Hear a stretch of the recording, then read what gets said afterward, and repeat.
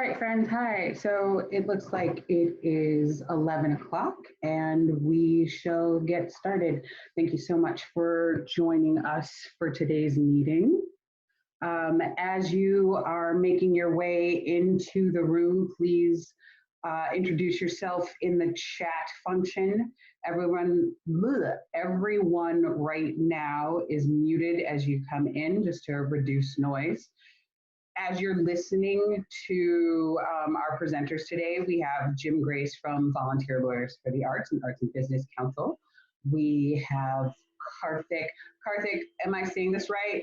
I should know this. Nope. And I can't say it without saying it. I'm going to unmute you. I'm going to try to unmute you. Karthik Subramanian. Subramanian. Yeah, there you go. Hi, Karthik. Karthik Subramanian from Company One. And just slightly later, we will have Mara Sidmore from Actors Shakespeare Project as people are coming in. Oh, there you are, Mara. Hi. Hey, sorry. Hello, Mara. Hello. Thank you so much for presenting today. I am asking everybody to just introduce themselves through the Zoom chat. If you have questions, please put them in the chat. Tanasia will be compiling your questions, and at the end of today, we will go through. At the end of everybody's presentation, we'll go through and start addressing questions, comments, concerns. If you have a question, if you want to speak, hopefully you have the hand raise feature. If you don't, just put it in the chat and we will go. And this will also encourage us to buy an even pricier version of Zoom so we can do all of the things. As this is maybe one of the first things that has been worth the price of admission. Oh my gosh, this thing is great. Okay, so Jim, can you unmute yourself or do you need me to do it?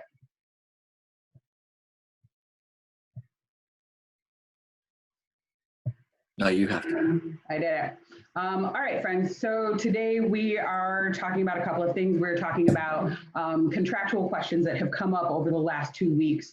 A lot of language that we're all sort of really having to deal with for the first time and what those things mean. So for the first 20 minutes, Jim Grace is going to go over some of those terms and things that we're all sort of dealing with for the first time, give us a quick brief overview, and then as you have questions about them, like I said, put them in the chat.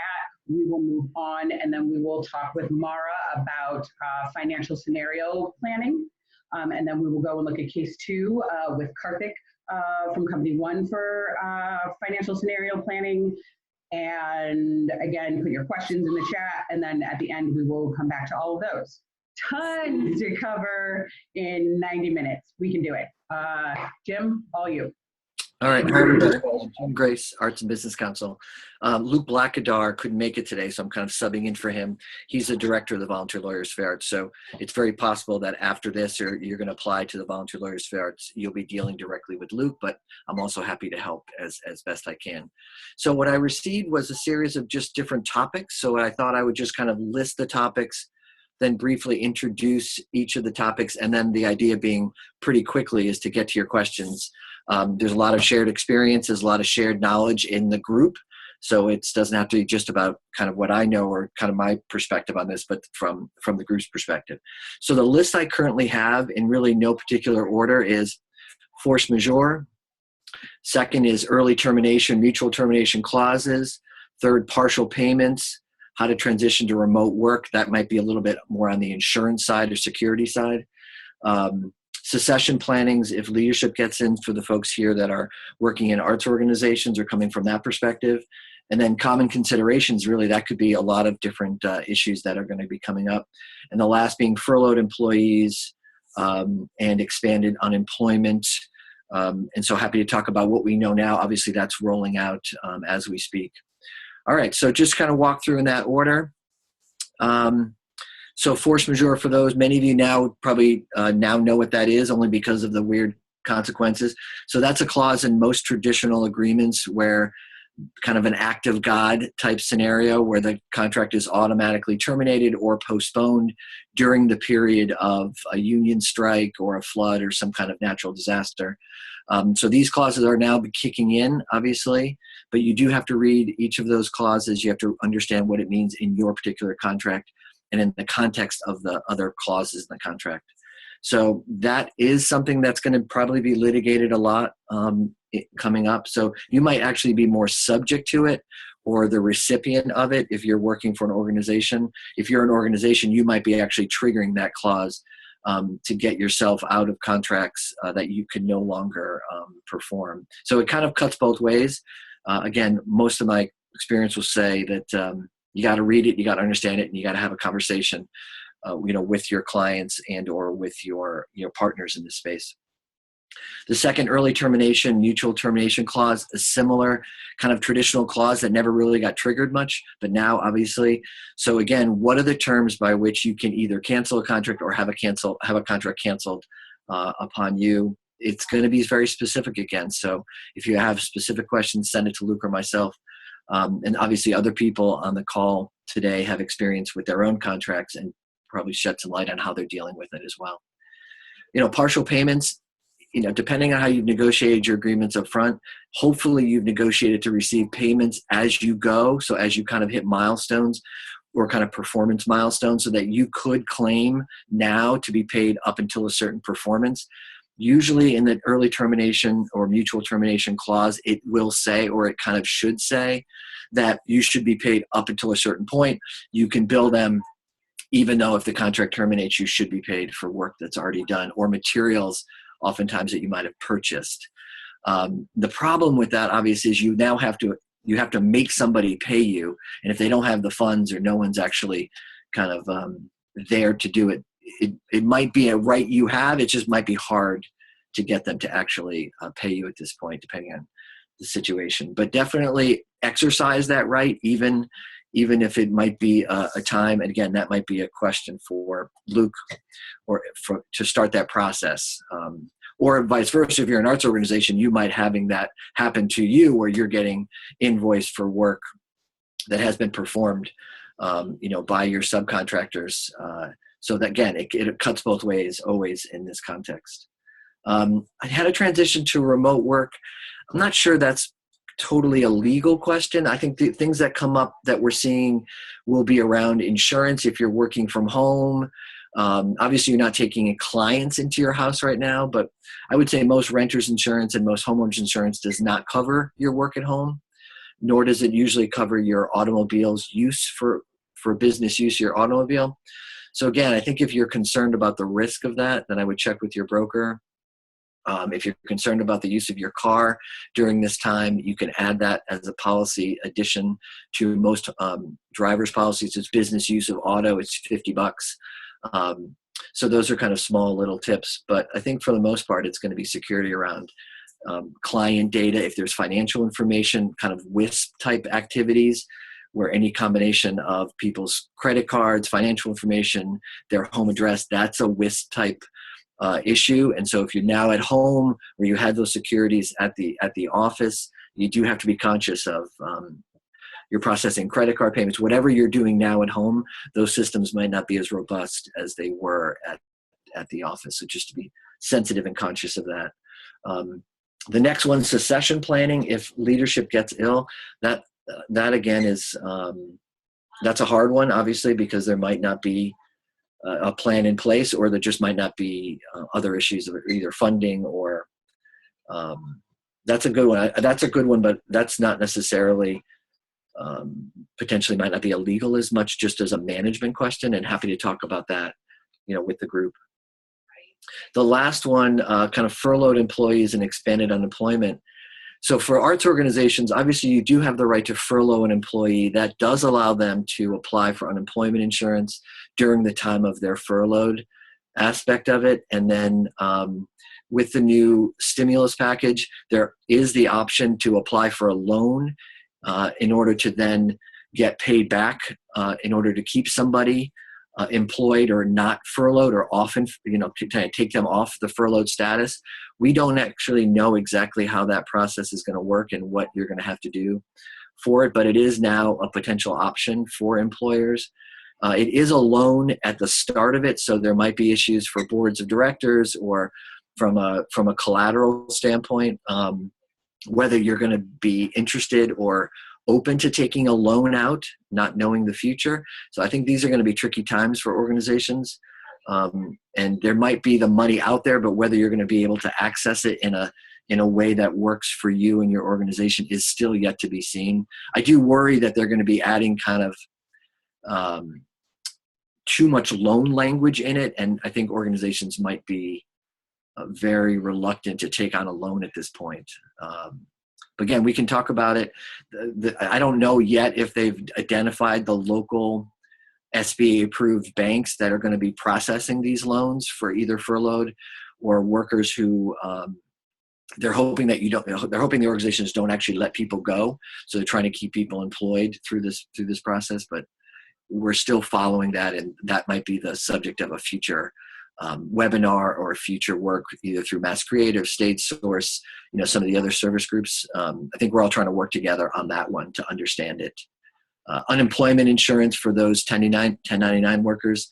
Obviously, if you're a 1099, you do not get access to unemployment, but they are expanding it to cover gig workers. Again, how they're going to do it and how you qualify, it's yet to be determined. My suggestion on that is get ready now, get your 1099s in order, have a copy of your tax returns. You have to be ready as we understand more. This won't really be an equitable way in which these funds are distributed. My guess is it's going to probably be a little bit more first come, first serve. So obviously there are real issues with the way that could play out. But still, my suggestion would be get organized now, have your paperwork in order. Even if you're over prepared, the better, depending on what they're going to be asking for to prove either gigs that were lost or maybe comparing against what you made this point last year. I'm not exactly sure how they're going to qualify you, but get ready, I guess would be my suggestion. And that's the list for the most part. I think might be helpful for either Dawn or Tanisha to tell me exactly kind of what questions might be coming up or how you want to move forward. Happy to do it however it works. Yeah, so I have, as we haven't eaten the whole 20 minutes, I think going through tea with questions will be good. I think I have the question that I keep asking everybody, Jim, and I don't know if you have an answer for this, but like what, I guess contractually right now, what are the questions that we aren't asking? What are the things that we're not thinking about that we should be thinking about right now? Yeah, because everyone on this call might be wearing multiple hats where you might be the actual organization as the presenter, but you also might be the actor, or, so it's hard because we live in a world where we're both often. I think good communication is going to be key, and, managing this for long-term relationships. And I think everyone knows this is a crazy crisis, and kind of all normal ways of dealing with things are kind of off the shelf a bit. So I think it's good communication. It's treating people with the long-term lens, that these are long-term relations that we've had, and how do we work together to get through this? I think that's going to be the actual language in a contract will probably be less relevant, because even if you have the power to enforce it, you might not be able to.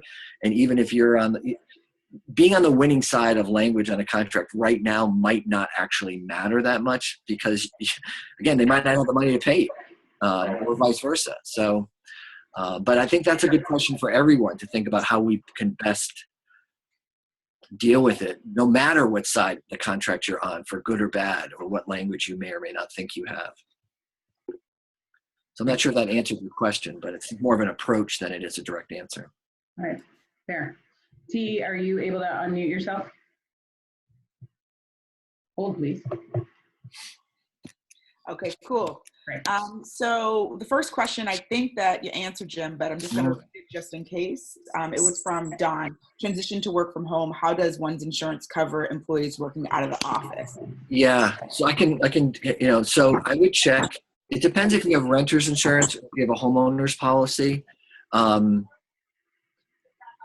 oftentimes there's a very small amount of money that covers your business equipment in your home.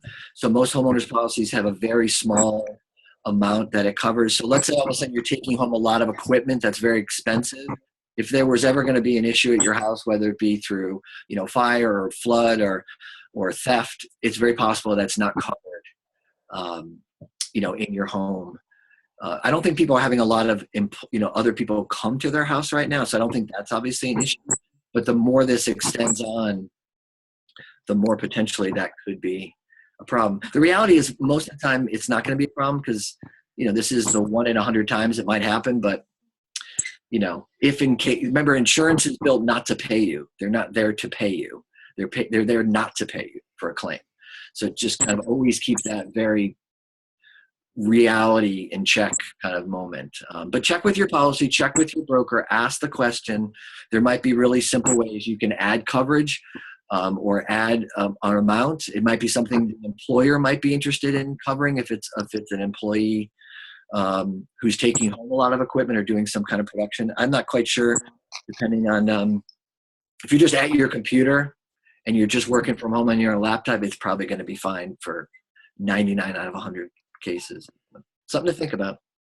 Awesome. The next question is from Deborah. How does part-time furloughed work? Fewer hours, but still on staff. Well, that's going to be, I'm not sure how they're going to qualify for that. I mean, I think that you potentially could be able to get a loan to bring that person back up. So let's say they're working, 30 hours and then you kind of like part-time them down to 15. We haven't seen yet how they're going to qualify. It's possible you could take a loan out to bring them back up to 30 hours or 20 hours. And then if you don't fire them or if they continue at that hours, then that loan, based on what I've read, that loan potentially could be forgiven. So it becomes a grant. It could transition into a grant. So that's very possible. Now, whether I think checking kind of from an unemployment standpoint, I'm not sure if the question from Deborah is, can they then get unemployment to make up the difference between the two? That would you'd have to check with how unemployment is processing those kind of claims right now. But John, I don't know if we want to unmute Deborah at this time or. Cool. Hi there, can you hear me? Yes. hey, Deborah. So either way, we're hearing a number of our constituents with small business companies are keeping people on salary, but are putting them down a very small number of hours so that they're getting something. And the question is, how does that work? Should they be told that they should be applying for unemployment for the lost wages, or as gig workers, as it were? Or should they be working in such a way that it's all on the company to get that loan to keep them up to longer hours? I think different size organizations are going to handle it differently. Yeah, I think that you're right. The size and the ability is going to be dependent. But I think it's a math question. I mean, if somebody was working full time and then down to 5 hours a week, unemployment might be better. I think it's a math question at some point. Depends on how are they losing a few hours. Are you really knocking them back to basically furloughed or let go? But unemployment does cover both furloughed and let go employees. So I think I would just do the math. It depends on how much they're making, how much they were making, where they fall on unemployment. There's still a gap. You still got to wait a couple of weeks to get unemployment. So it still puts people in a really tough spot if they can't make it to when that system kicks in. And the numbers they're getting is just unprecedented. So their processing time is going to be hard for people who are living where 3 weeks might be too much time. So I think that's a case by case, but I would do the math for the benefit of the employee, obviously. And if you're interested in knowing how other, people have gone through it, in the chat, Lindsay and Cerise are talking about it as well as two individuals who probably have been. I can't hear you. I'm sorry. Oh, sorry. Can you hear me better now? Ish. Now. All right.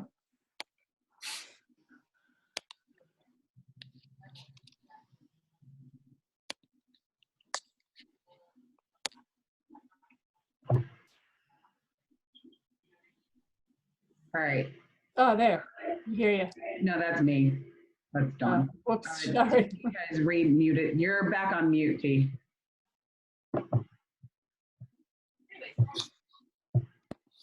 Ah, Hi.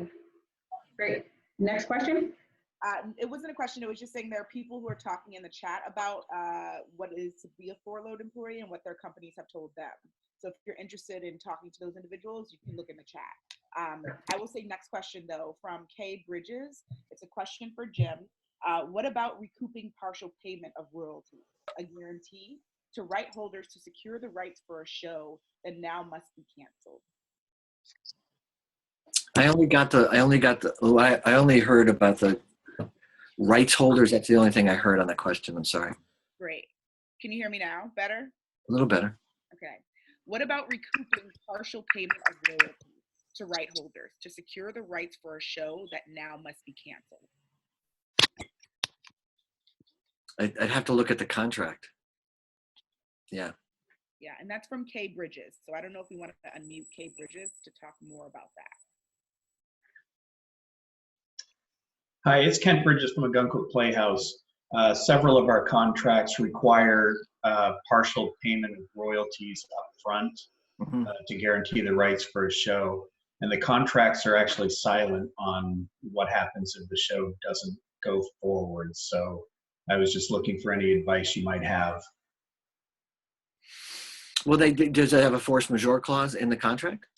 There is a force majeure clause that really doesn't cover the current situation. So, yeah. It kind of falls. That's the problem with that. It kind of falls in the gap. It depends on also how long this is going to happen. If the show is going to be rescheduled, is it just for a period of time? Yeah. So I think it's going to, I think that's going to be where a lot of the litigation happens, in places where,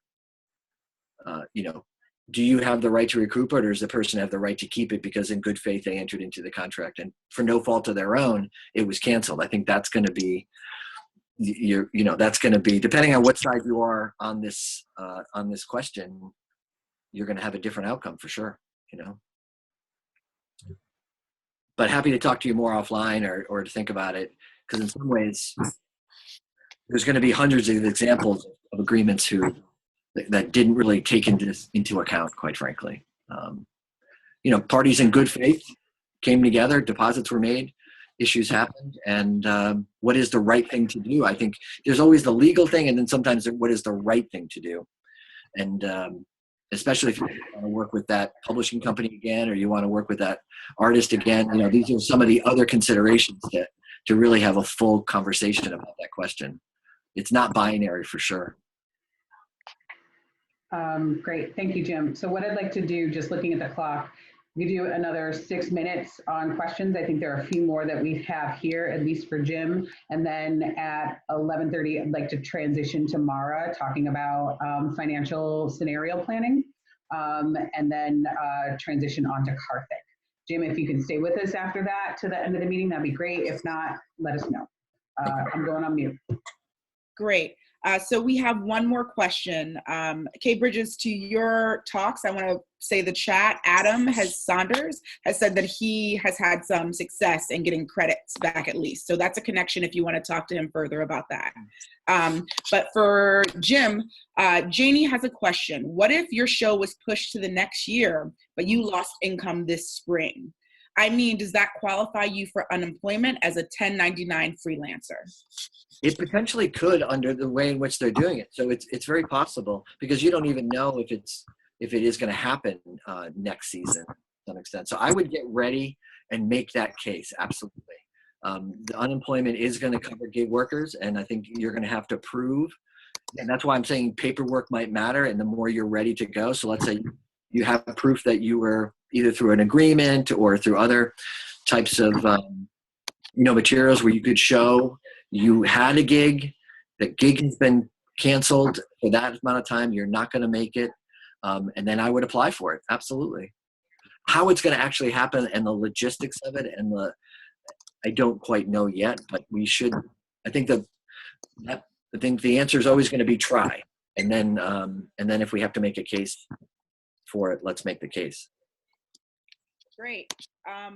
One last question is from Unknown. What happens on either side when a performance-based rental agreement does not contain a force majeure clause?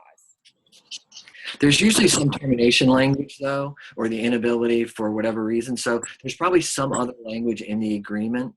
So I would look to the agreement to say, for whatever reason, if you can't perform, there's usually some kind of failure to perform, clause. And then, to the other point, which is how much of you get recouped, whose fault it is, how much work has been done. Has there been work performed up until that point? Are materials been purchased? How all that works usually should be in the agreement or in the attachment to deal with some type of.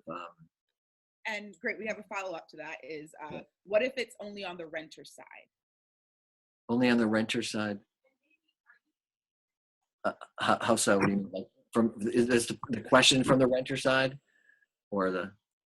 What if the clause is only on the renter side? For example, if the renter cancels, there's clear language. Yeah, that's because it's always the venues writing the contract. So everything is usually going to be in the side of the party who has the power to write the contract in a way. That's usually they want to keep your money. I mean, usually that's just they want to keep your money if you bail on them. I mean, that's usually that's the whole, because they've secured space, and if you don't use it, we get to keep your deposit. And I mean, everyone seen these before. It's usually X number of days out. They keep 25%, and then 50, and then 75 and 100%. So there's usually, as you get closer to the date where they can't then fill the space, they want more of it to offset the loss of you bailing.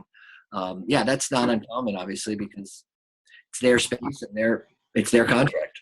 So, but again, you can't get blood from a stone. And if people are either keeping the money or there's a clause saying you have to pay, I mean, I don't think people are sending the money. I think they're waiting on both sides. Got you. Awesome. That are all the questions that I have. Oh, we can't hear your mute.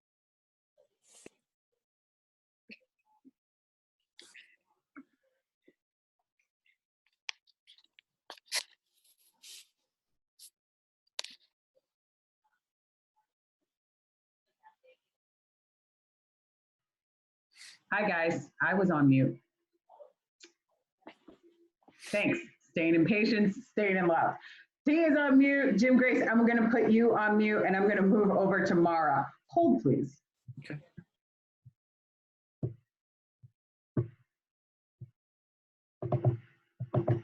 Can you hear me? Yes. Ooh, Lord, be Jesus, be a biscuit. The shit is ridiculous. Mara, if you are ready, we would love to hear a little bit about Actor Shakespeare Project's scenario planning. Sound good? Yes, of course. Thank you, my friend.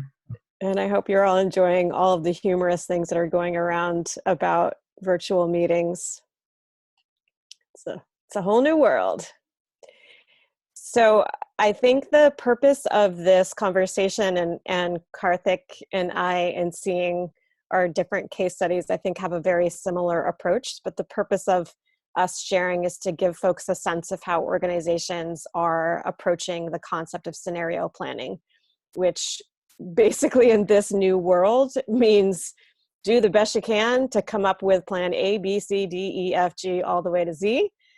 And then be flexible and wait for the news headlines the next day.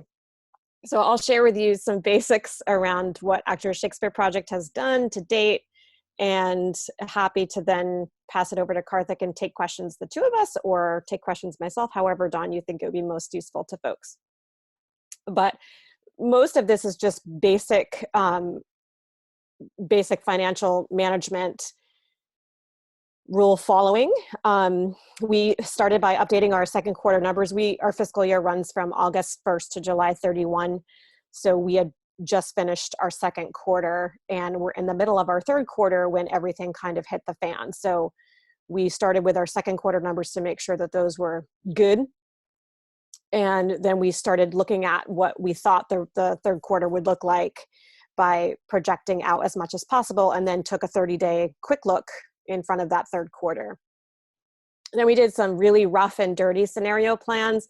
Karthik shared last week the tool that Nonprofit Financial Fund has shared with any nonprofits who'd like to use it, which is really, really wonderful. We didn't even get that specific right away. We just started scenario planning really basically for the shows for the rest of the season.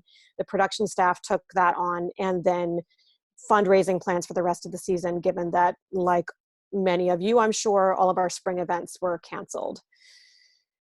Then we had a board meeting that was already scheduled. We shared our scenario planning thoughts with the board and then asked for their input to see if we were missing anything. We have an abundance of lawyers on our board, so we are fortunate in that we have perspectives like Jim's often at the board table.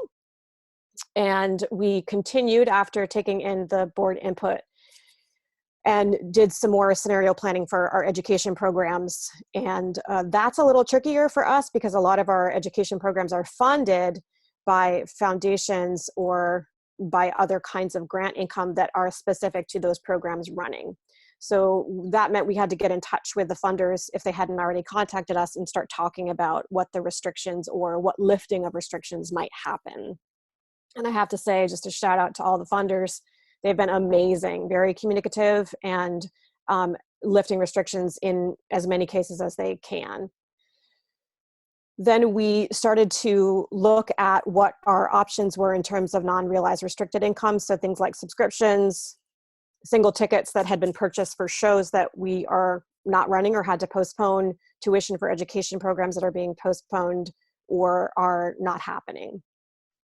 We then took a look at our immediate operations and decided what to do around staff furloughs, how to halt expenses as much as we can, and then started having conversations with our landlords, with vendors, with other accounts payable. And then we began more detailed scenario planning, and this is where we're using the NFF tool, among other tools, and we're here right now still, because as I mentioned, I feel like every week we just are in a new world, hearing what kinds of dates are being thrown out and what kind of ramifications are happening as a result of the CARES Act, et cetera. We're in the process of contacting individual donors about the year-end giving that they typically give coming in sooner. That's tricky, of course, because some of the giving is tied to the market and how the market is doing, which is not good. And then we are taking what we learned from 10 to 12 as outlined, and we are integrating that into a cash forecast, which we just completed yesterday with updated numbers for the rest of the fiscal year. We're on top of what's happening with the federal and state and foundation reports. So we're attending a lot of webinars, a lot of meetings like this where people are pooling knowledge and resources together. And then we're in the process of rolling out a virtual fundraising campaign, which a lot of you all have done as well, and colleagues across the country and world are doing too. So that's been our approach thus far. I'm going to pause there, Don, to see if you want to have Karthik run through and share what he did with Company One. Yes, that is exactly what I would like to do. So hang on a second, let me unmute. Karthik, are you on? Yeah, you'll hear me okay? Yep, can hear you. All right, great. Mara, I'm going to mute you for a minute. And Karthik, you're a go. Sweet. So I'm with Karthik, he, him, his, with Company One Theater. We just like real broad context setting for us. We got a little bit lucky with our timing. We had just wrapped up our production of Wolf Play, and we're about 2 weeks out from our next set of rehearsals starting, and everything went down.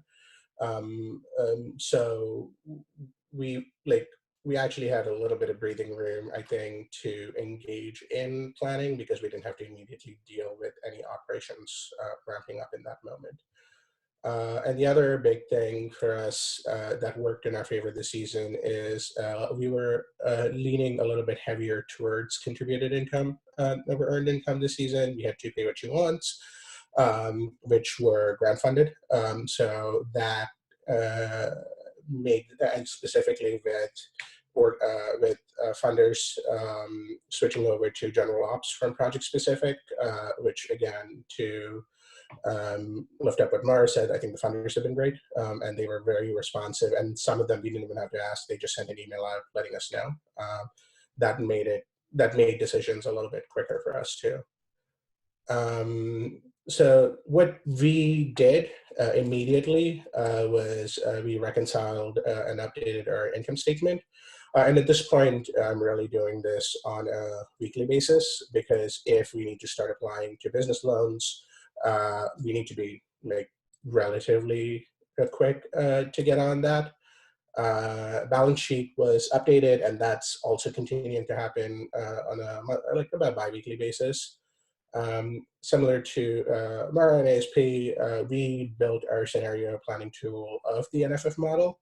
And the general process, I'll show the tool in a second, but the general process was the program heads, so our production manager, education manager, and a couple of other folks ended up doing alternate scenario planning. So what it meant to pay artists 50%, what it meant to pay artists nothing, what it meant to pay teachers if we only got invoiced, if we only worked through mid-March, versus if schools paid us the entire payment, what would it mean to pay the teachers in full? If schools didn't pay us, but we want to pay teachers in full, what does it look like?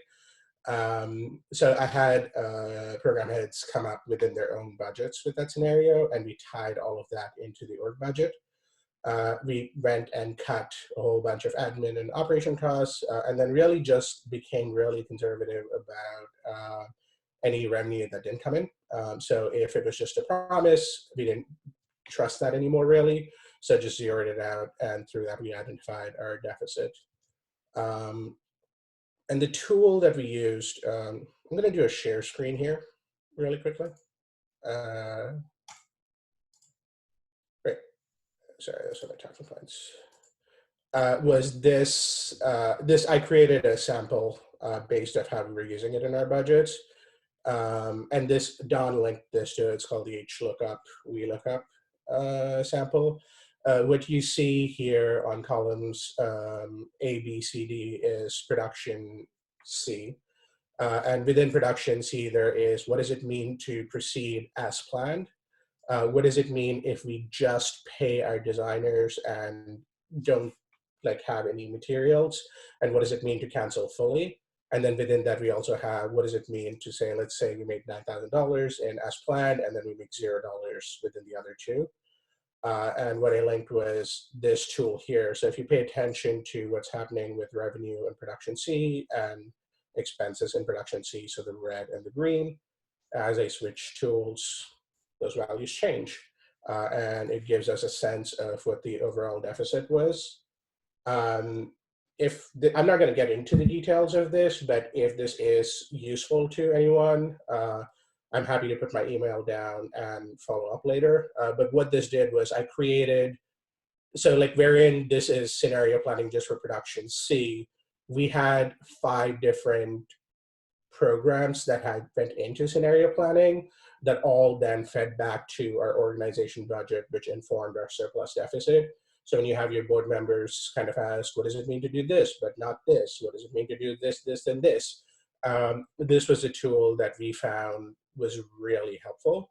And the formulas you'll see are in the HLOOKUP formula that you see in the red and the green, really kind of gets to how this entire thing works.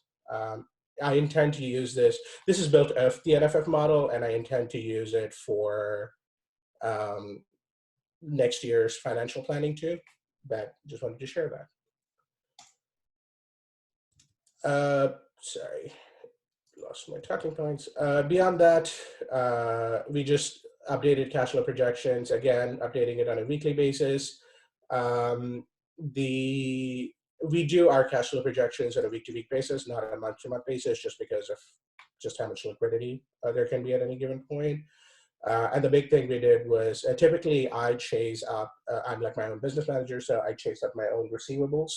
In this case, I identified someone else to do it, just because getting cash through the door suddenly became very important. And then beyond that, created a huge to-do document that we shared with everyone on staff so that everyone was on the same page around financials within the company. And concurrently, we started having conversations with our finance committee to get the board a updated budget, which got approved last week based on the overall deficit. And then finally, after the deficit and the new budget was approved, we have started, and you'll see messaging from us soon this week, but we started planning a new campaign to raise our deficit. And the big decisions that this led to for us is we canceled our fundraiser, we postponed our 2 remaining productions to next season, and we're paying our staff and teachers in full and our 50% this season with an option to renew their contracts next season. And actors and stage managers will be paid the full 100% next season. And finally, I think questions that we are asking ourselves next season is will earned revenue continue being a risk, because it feels uncertain if there's going to be a resurgence or not of the virus. So we're talking about, should we actually be relying a little bit more heavily on contributed income just to kind of cover our bases? And how do we reprioritize board development, because that was a focus of ours going into next season. So what does that look like in this climate? Okay. All right, thank you, Karthik. I am going to actually open this up to my good friend, Michael Bobbitt, who also has been doing this kind of work and has a couple of suggestions for us. So hang on just a sec. Hi, everyone. I hope you're all well. Can you hear me? Thumbs up. Great. Just a couple of things adding on to what Karthik and Mara have suggested. If you haven't announced your season, you have the ability to change shows to less expensive shows or smaller cast shows, I would encourage you to do that now before you go public with it. I think we're going to see those kinds of small cast shows for a few years. Remember what happened in 2008? Most theaters were producing 2 and 3 and 4 person casts. And sadly, for all the playwrights out there, I'm looking at you, Patrick, we may not see new plays done for a while. The other thing I would say is if the ban is lifted on public gathering, and people are allowed to gather, but we don't have a vaccine, I think people will still be trepidatious, especially older patrons, which is the bulk of New Reps audiences. So you may see a drop in patronage, even if you're able to, even though people will be dying to get back into public spaces, there may be a drop, and or we may be required to have space in between seats.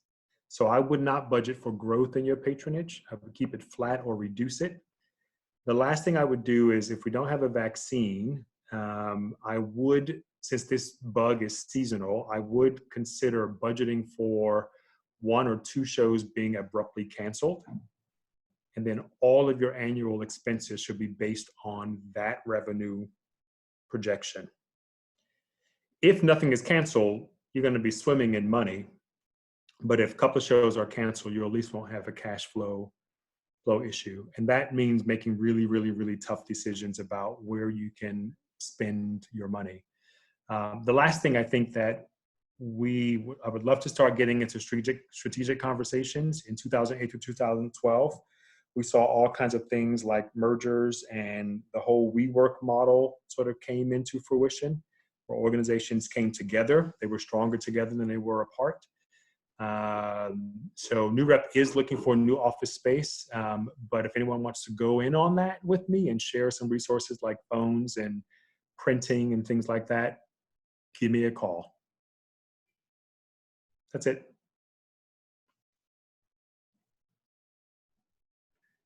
Excellent. Thank you so much, Michael. I am muting folks now, and I think I am back on. So are there, now that we've gone through those sort of the 3 ideas from our 3 different companies, are there questions that folks have that you want to put in the chat?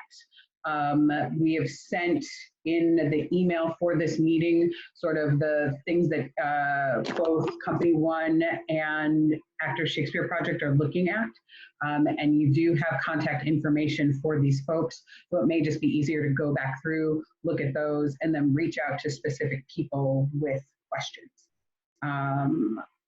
So if there is nothing particularly to cover in the chat, if there are any other sort of, I don't know, more general questions, anything else for Jim Grace, anything for StageSource or for our speakers, please let me know. Otherwise, we will call this meeting done, and I will send out some thoughts for next week's meeting.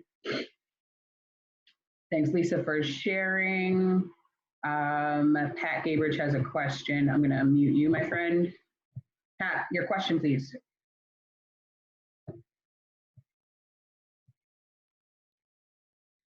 Sorry, I'm typing.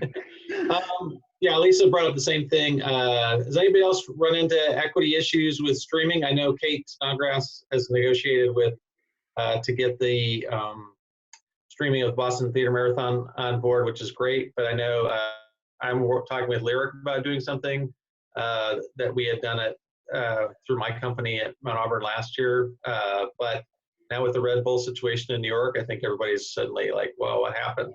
And didn't know if anybody else had run into that. Great. So if the situation is, from what I understand it too, is that they were going to do a streaming of a show that they had previously done, no pay. It was a free thing. Anybody could watch for free, and then they read it. From what little I know, Equity shut it down, but I don't know a lot. What I would say, I know, right, like Kathy Carr-Kelly has had some really great work with Equity and with the playwrights in terms of getting rights for streaming. So she is definitely a person to reach out to. I have a thing, Elizabeth Ramirez, hang on a second while I try to find you to unmute you. Elizabeth, what you got?